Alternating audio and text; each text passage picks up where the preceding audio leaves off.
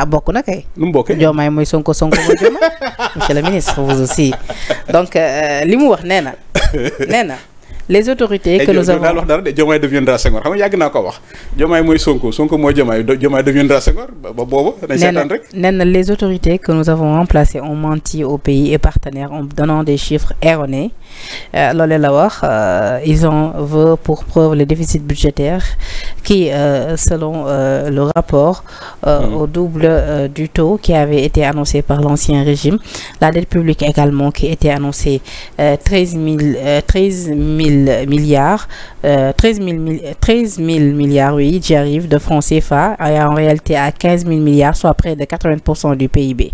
Expliquez-nous loolu. waaw mais xam nga ay waxam. mu ñëwaat ni 2500 milliards de francs CFA ont été dépensés sous le sceau du secret défense, permettant à certaines autorités de l'ancien régime de s'enrichir sans cause, sans que le trésor ne soit au courant. ci lu ne mel la waxee Moustapha Ba, Amadou Ba, Abdoulaye Daouda Diallo ak le président Macky Sall devront s'expliquer devant les Sénégalais. L'actuel ministre de l'économie, du plan et de la coopération daal di ci dolli ni lu toll ci 605 milliards sont introuvables dans les caisses de l'État te nee na yooyu les fonds maanaam lu ñu waroon utiliser la ci li nga xamante ni moo di ci 2024 bu ñu nekk mais da ngeen ko utiliser laataa même ñoo ñu jël li nga xamante ni moom moo di nguur bi. li may wax sa guerre contre le Sénégal quand même bizarre que le premier ministre du Sénégal taxaw di wax affaire secret défense en public. Quand même l'État a des règles. Si tu estimes que ça c'est du secret défense affaire yi jaarul yoon mais demande à l'armée de faire des enquêtes. li ma wax dem un premier ministre ne fait pas de déballage. Un premier ministre agit. Sonko day confondre primature ak grand théâtre. La primature c'est pas un grand théâtre. xam nga premier buy toog naan woy affaire secret défense en public dans la rue le secret défense mais moom secret défense son ministre de la défense là le général Birame Diop. mais moo nekkoon chef d'état-major général des armées. mais na woo général Birame Diop ni ko lii demande armée am na lu ñuy wax IGFA. Inspection générale des forces armées et c'est pourquoi dama lay wax état le contrôle est permanent donc doo xaar ba alternance ni wéy damay déballer. mais ndax mun nga ko tuddee déballage taag maa lay rappeler que ni lu nu mel ak exercice légal la. waaw mais exercice légal moom mooy président du Sénégal. xam mais lim def moo gën a. nga xamante ni sax code de procédure de transparence. déedéet li may wax déedéet bu UEMOA moom moo ko États-Unis oui Angleterre France qu'on représente comme les grandes démocraties mais am na secret défense. est-ce que di nga xalaat président États-Unis wala premier ministre Angleterre wala président France taxaw ci conférence de presse affaire secret défense si boo yaakaaree ne affaire jaarul yoon wala IGFA ça s'appelle inspection générale des forces armées ngeen leen lii yàgg bu wala nga wax son ministre de la défense xam nga li may wax que le gars est en guerre contre le Sénégal c'est vrai kan moo nekkoon son ministre de la défense le général Birame Diop mais moo nekkoon na chef d'état-major général des armées. donc lii mënoon na ko woo laaj ko ni ko affaire nu mu demee fais-moi une enquête. 2500 milliards tamit yu ñu jël nañ ko sans pour autant que trésor yëg ko. mais loolu moo ko wax il n'a qu'à le prouver mais 2500 xam nga imagine 2500 milliards c'est presque la moitié du budget du Sénégal loolu nu muy disparaître benn affaire ma doon wax. tey jii buy wax Cheikh Diba. était directeur de la programmation budgétaire. oui tey jii la fierté du Sénégal et que Sonko veut détruire mooy l'administration. Il faut que Sénégal ubbi seen bët Sonko a essayé de détruire l'État du Sénégal de l'extérieur il n'a pas réussi il veut le détruire de l'intérieur c'est ce qu'il est en train de faire et démb il a gagné une grande bataille dans sa guerre contre le Sénégal parce que tey jii partout dans les milieux financiers du monde la cote du Sénégal a baissé parce que ñoom dañoo gis premier du Sénégal toog de façon officielle et solennelle ni leen le Sénégal est un État faussaire il est dans sa logique comme après les émeutes qu'il y a eu ici en 2021 il a sorti un livre blanc pour dire que Sénégal c'est là où il y a eu le premier coup d'État si le Sénégal est le pays où il y a eu le premier coup d'État donc exception sénégalaise amul Sonko est cohérent dans sa logique depuis 2021 il est en guerre contre le Sénégal maintenant Sénégal ñu ubbul seen bët te bu yàggee dañu ubbi seen bët li mu bëgg a yàq mooy ce qu'il appelle le système boog son projet bi mu doon wax là son projet bidon pendant 10 ans le projet fonctionnaire ñoo ko bind ñi muy yàq seen der tey jii ñoo bind projet bi xam nga bu ne ñi ils ont fait du faux boo demee ministre de l'économie et des finances mais dara changé wu fa le ministre rek moo changé Moustapha Ba moo dem Cheikh Diba toog Maguette Niang mi ngi sur place Maguette Niang mi ngi sur place ñeneen bëgguma projet bi sax pour rappel ñi ngi jëm mais c'est ci li nga xamante ni moom moo di ñi nekk fonctionnaire yi ma xam ñi nekk ministère des finances y a pas de personne plus vertueuse et plus compétente que ñoom au Sénégal mais ñooñu mën na leen toog naan vous avez maquillé des chiffres tey jii boo demee ministère des finances boo demee ministère des finances Moustapha Barry moo changé tous les hauts fonctionnaires sont là-bas les hauts fonctionnaires là ñoom ñoo leen sauvé wax naa ko barki démb le système que Sonko dénonce sauve Pastef du ridicule en rédigeant le projet ñoom ñoo ko rédigé en fast track parce que ñoom depuis 10 ans ñu ngi doon wax projet moo suñu génne benn document en 3 mois ou 4 mois. mais li ngi jëm ci projection bi. mais fonctionnaire bi maa ngi gis sax ñenn ci yéen commencé leen sànni xeer ndax nee nañu lan moo waral. fonctionnaire bi nañ ko date projection bi ñu mujj ko envoyé. c'est parce que ñu ne dafa am ay similitudes ak li nga xamante ni moom moo di PSE. c'est là où il faut être fier du Sénégal ce sont les mêmes personnes. La même équipe, les mêmes gens, avec la même détermination, qui avait rédigé le PSE. Nous avons notre projet, yomb. Parce que c'est une continuation du PSE. Le PSE sorti en 2035. Nous avons beaucoup en 2050. Moi, lire le document. Donc, ce sont ces gens-là qui ont dévoué leur vie au Sénégal, à l'économie. Mais projet bi monsieur le ministre war woon roog ak PSE bi parce que projet bi biñ ñu koy jaay boobu yàgg na. oui boobu accédé gu ñu woon sax ñoom au pouvoir kon pourquoi mu war a am ay ponk yu ñu rôlé ak li nga xamante ne projet bi naxe mbay la woon xam nga li woon naxe mbay li gën a bon ci état mooy faussaire c'est-à-dire l'état du Sénégal n'est pas un faussaire n'est pas un état faussaire mais les gens de Pastef c'est des faussaires. Lire le communiqué du Conseil des ministres du 24 avril 2024. Mais Sonko fait que dans le communiqué du Conseil des ministres qu'ils sont en train de rédiger le projet, que ça va être présenté en septembre. Donc pendant 10 ans, on a un projet. Pendant 10 ans, on a 4000 intellectuels sénégalais dans la diaspora. Mais si vous avez un projet, vous avez déroulé. Mais le meilleur parti administration Sénégal, c'est des gens de qualité, des gens compétents, des gens vertueux et puis de grands patriotes au sens noble du terme gis nga ñooñu. bi ko Sonko waxee le 24 avril ba léegi. ñooñu ñoo tëju bind projet bi. mais beneen question tam bi ma jaaxal comment est-il possible que depuis 12 ans de régime. institutions financières internationales yu mel ni comme FMI ñoom mënuñu woon distinguer des chiffres falsifiés comme démb ñu nga xamante noonu nañu ko le PM révélé. y a pas de chiffres falsifiés. est-ce que dans ce cas-là sax ñoom. crédible nañu pour ñuy évaluer li nga xamante ni moom moo di les états dans leur performance. mais c'est ça la manipulation. C'est ça la manipulation. La manipulation, c'est de vendre du vent. C'est pas des chiffres falsifiés. Mais l'actuel ministre de l'économie, il était au FMI. FMI a un bureau à Dakar. Et tous les 3 mois, il y a des rencontres entre le FMI et le gouvernement du Sénégal. Et puis, combien de fois, en tant que journaliste, vous avez fait la mission du FMI? Combien de fois? En tant que journaliste, vous avez la mission du FMI à Dakar. Mais Sénégal, nous avons fait FMI. Une agence des nations septembre bi rek ñëwoon nañ. septembre bi ñëwoon nañ mais ñoom loolu la ñu jéem a nëbb exactement loolu mooy manipulation xam nga ñoom bi ñu ñëwee FMI bi ñu ñëwee dañ leen wax que les perspectives du Sénégal sont négatives que l'économie ne fonctionne plus donc les chiffres sont négatifs et puis vous allez vers des temps difficiles li am en termes simples mooy ñii. lu bokkul ak li nga xamante ne nañ loolu FMI waxoon en juin. mooy ñii en juillet bi fi ñëwee ñii en termes simples ils n'ont rien créé. Ils ne peuvent rien créer et ils sont en train de dire aux Sénégalais ce qui va se passer li fi Macky Sall bàyyi woon ils vont le consommer bu jeexee nag. ku nekk xam nooy boote sa doom. donc ce sont ces loo bëgg wax si nii li fi mais depuis 6 mois est-ce que gis nga président Diomaye Faye wala Ousmane Sonko wax loo xam ni day defar wala day créer richesse depuis 6 mois ils ont augmenté les impôts ils ont harcelé les entreprises boo xoolee la commission le développement mooy ñaar nit ou bien c'est local ils ont asphyxié tous les entreprises au niveau local leneen li mooy l'investissement. Mais quand moi nous investir dans un pays boo xam ni nee nañ y a une commission nationale de renégociation des contrats ça veut dire kaddu état Sénégal jaratul dara. kon dans ce cas-là lu nu mel maanaam. signature état du Sénégal jaratul dara. Justement. Mais maintenant pour ñu am pétrole depuis combien de temps ça fait presque 10 ans 15 ans qu'on négocie qu'on signe des contrats on va avoir un premier baril yow état nga ñëw damay renégocier contrat yi mais ñun contrat autoroute bi renégocier nañ ko mais déggoo ci coow parce que nous sommes des professionnels nous sommes des gens sérieux. On n'est pas dans le populisme. Dans tous les pays, il y a des renégociations de contrats, mais ça se fait dans le secret des bureaux.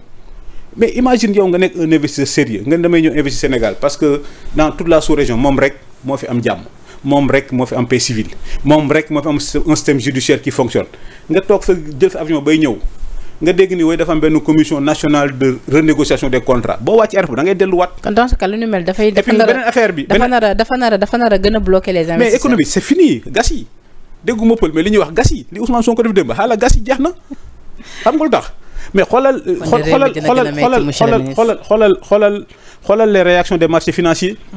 boo gisee dëkk yi mel ni Dubaï am doole xam nga lu ko indi. Dubaï, Malaisie ak la Chine, même la Chine, tous les pays qui ont émergé, c'est des investissements directs étrangers. L'argent est venu de l'étranger. li mu def démb nag. Il dit aux étrangers état bii ñuy bëgg ñu indi seen xaalis c'est un état faussaire li ma doon wax boo xoolee depuis le néolithique. C'est la première fois ñu gis un premier ministre. wax ci àdduna bi jàkkaarloog àdduna leen kat état bi may jiitu c'est des états faussaires. même su fekkee nag nee na la situation n'est certes pas reluisante mais elle n'est pas irrécupérable pour autant. mais moom ba mu faloo ba léegi daal yëf yi doy na waar waaye daal terewul mën nañ ko ba tey. le pays n'est pas en ruine. Le pays n'est pas en ruine. Mais ils sont en train de transformer l'État en un amas de ruines. L'État, c'est le prestige. Et il n'y a pas de prestige sans distance. Il ne faut pas que le Premier ministre confonde la primature avec le grand théâtre. L'État demande du prestige. Fofu mu nek Mamadou Dia mo fa togon. Fofu mu nek Habib Thiam mo fa togon. Un Premier ministre ne fait pas de déballage. Un Premier ministre agit. C'est le chef du gouvernement. Bu dé amna lo xamni gis na ni jaarul yoon nako régler. Mais Premier ministre warul nekk déballage. mais mu ngi ci logique boobu la nekk. lan la jubbanti lan la fi jubbanti. lan la fi jubbanti mais gis nga ñoom li ñu ko wax c'est-à-dire que chaque génération damay wax souvent que chaque génération daa am looy def. et loolu moo ñu may chance gis nga li ñu différencier Guinée Mali ak yeneen dëkk yi nous on a de la chance c'est-à-dire alternance en alternance de génération en génération le Sénégal se construit. D'accord. Senghor bu mu ñëwee lu mu def la nation Sénégal moom problème ethnique Diouf bi mu ñëwee lu mu fi def. Abdou Diouf pendant 20 ans gisoo fi benn bâtiment bu mag bu ñu Abdou Diouf moo ko mais Abdou Diouf n'a fait que l'État donc Senghor la nation Abdou Diouf l'État Abdoulaye Wade bi mu ñëwee émergence ubbi buntu émergence ñu commencé dafay autoroute gi demee noonu Macky Sall ñoo continuer ñii bi ñu ñëwee foofu lañ leen doon xaar ñu ni kat Macky Sall waxoon na leen Sénégal dina émergent en 2035 boobu gerte lañ am ak phosphate léegi am nañ pétrole donc émergence du 2035 2030 la. 605 vendre du rêve. 605 milliards yooyu am nañu ne déjà lu nu mel du information puisque déjà mu ngi figurer ci loi de finance bi et que koppar la yu ngeen utiliser woon ci jamono ji nga xamante ni Covid 19 bi ñu ne fi ba génn pour gën a mun a jooyanti en tout cas jàppale li nga xamante ni moom moo di askanu Sénégal. ci li ñeel wàllu subvention yi ak yu du mel. mais boo xoolee Covid 19 li may wax xam nga Covid 19 Cour des comptes kañ def rapport am Cour des comptes 2022 xam nga 2023 boobu élection amul dara amul. Cour des comptes def benn rapport en disant à l'État du Sénégal les 1000 milliards yi leen joxoon pour ngeen def ko ça a été bien géré mais sur 0,8% am na problème sur 0,8% yooyu le président a dit nañ ko leeral donc coow li ngay dégg ci rapport Covid yëpp c'est 0,8% des 1000 milliards donc yaakaaroon nga Cour des comptes moo génne rapport bi moo tax bi Amadou Ba def sa DPG député interpellé ko ci donc loolu mooy État du Sénégal c'est pas un État faussaire.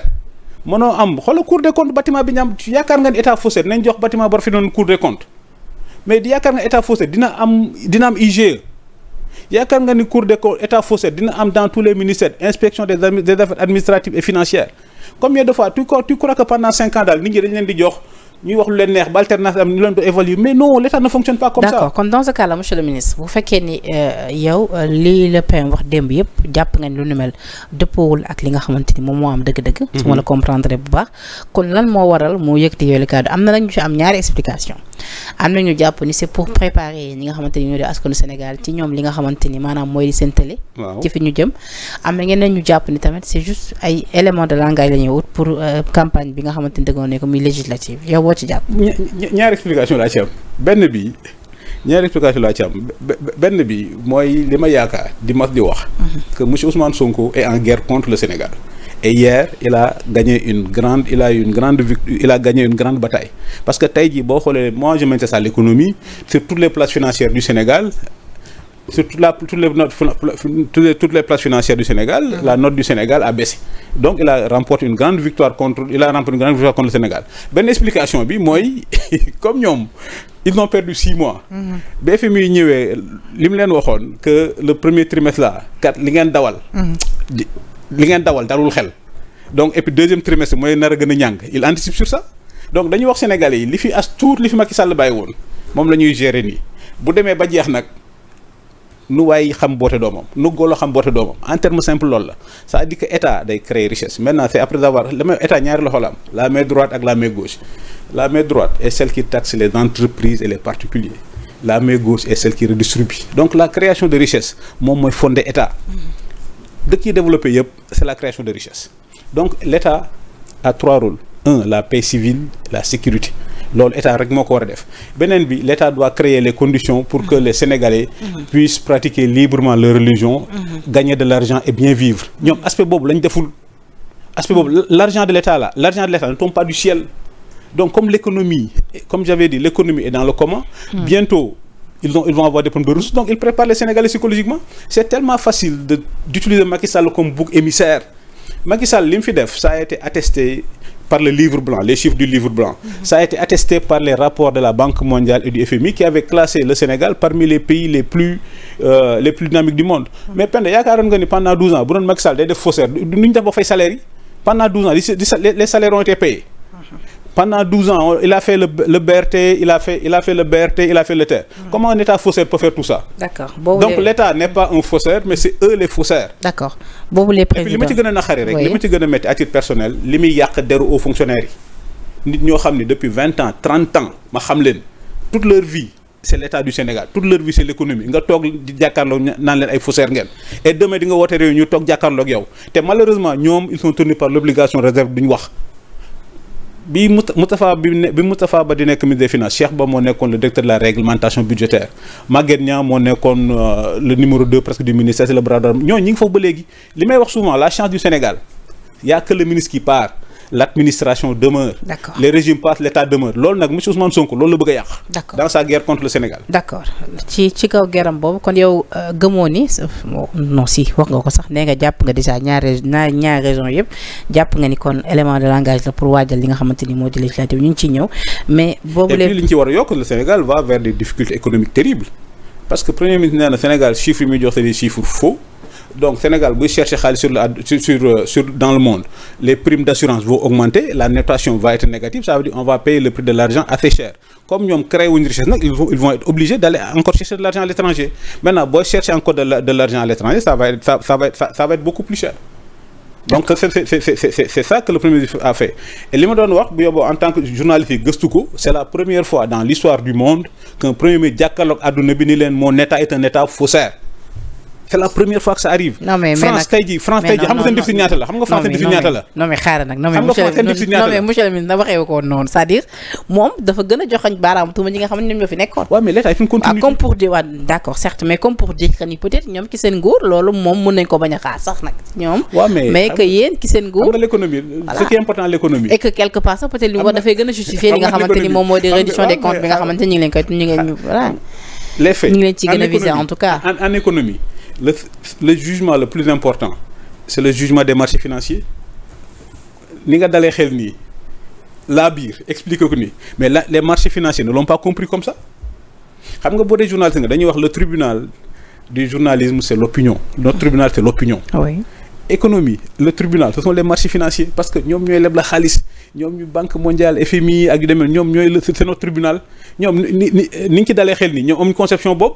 parce que ñoom dañoo jàpp que Sénégal est un état faussaire donc comme Sénégal est un état faussaire boo demee ci banque nga leb fa xaalis def fa njuuj njaaj mais boo ñëwaatee non ou bien duñ la lebal ou bien ñu jël ay toutes les garanties c'est au moment où le Sénégal c'est au moment où ñoom rey nañ l'économie au niveau interne nga xam ne ils devront chercher de l'argent à l'étranger et puis les coûts vont s'enchérir.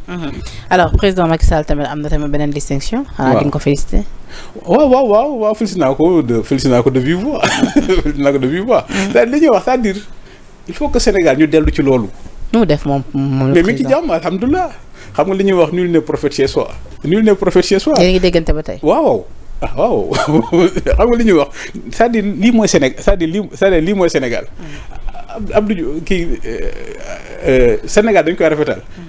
am na exemple boo joxe barki dem boo xoolee Ablaye Wade. loolu gis nga monsieur Ousmane Sonko loolu la bëgg a yàq. Ablaye Wade bi ñu ko falee 2000 lu mu njëkk a def yaa ngay fàttaliku. bu ñu ko falee 2000. waaw lu mu njëkk a def. seet yaay Abdou Diouf yaa ngi fàttaliku bi ñu ko falee président avant même de prêter serment dafa dem Louga ndeysaan nuyu yaay Abdou Diouf mu rafet ndeysaan ñii lu ñu def convoqué Goro Macky Sall dik yaay Marième Faye Sall c'est-à-dire Sénégal il faut ñu dellu ci loolu. mais su Goro Macky Sall defee tamit c'est pas parce que Goro Macky Sall rek lu tax ñu dellu ci ginnaaw. il est censé être au-dessus de la loi lu nekk dañ koy rafetal. Abdou Diouf bi mu fi jógee dafa tuddee Macky dafa tuddee Senghor bi mu fi jógee Abdou Diouf da ko tuddee stade Léopold Sédar Senghor tuddee ko avenue. Abdoulaye Wade bi mu ñëwee la même chose Abdou Diouf dem francophonie Macky Sall bi mu ñëwee stade loolu mooy Sénégal sa dëkk dafa am héritage ak tradition dañuy wax Sénégal ñun ñëpp ay mbokk lañ. Sénégal benn bopp la kenn mënu ko xar ñaar. d'accord il faut ñu delluwaat ci loolu. d'accord léegi monsieur le ministre donc loolu nag àndul ak fitna. d'accord léegi monsieur le ministre ma ñëw ñu wax ci li nga xamante ni moom moo di ci législative yu 2024 xam nga ni nag président Bassirou Diomaye Diakhar Faye annoncé woon na li nga xamante ni en tout cas moom moo di la date des législatives. ñu jàpp ko ci le 17 novembre ñu ci jëm nag ci lu ni mel nag depuis lors politiciens yi ku ci nekk yaa ngi teg say stratégie alliance yi tamit fu mu ne nii moom bëri na lool yéen APR ngeen fas yéene tamit. non bokkuma APR. waaw d'accord. foo bokk non dama lay expliquer man bokkuma fenn man dama nekkoon dans le secteur privé. alhamdulilah. li ñuy wax mais c'est-à-dire mais lu ni mel nag monsieur le ministre mënoo ko bañ. parce que déedéet dama koy bañ kay si dama koy bañ non xam nga lu tax. waaw non aw ma carte APR mosuma dugg siège APR. d'accord xam nga man lu ma ci dugal. dama nekkoon dans le secteur privé alhamdulilah li ñuy wax la jouissance de la sphère privée. Je jugeais tranquillement de ma sphère privée. De temps en temps, je faisais du service civique national, intervenir dans les médias pour participer au débat public. Quand j'ai vu les événements de mars, quand j'ai vu que l'État était dans la rue, le bien le plus précieux que nous avions était presque dans la rue, était presque tombé, que la soumise me dit, li ma nekk dans la jouissance de la sphère privée, de gérer ma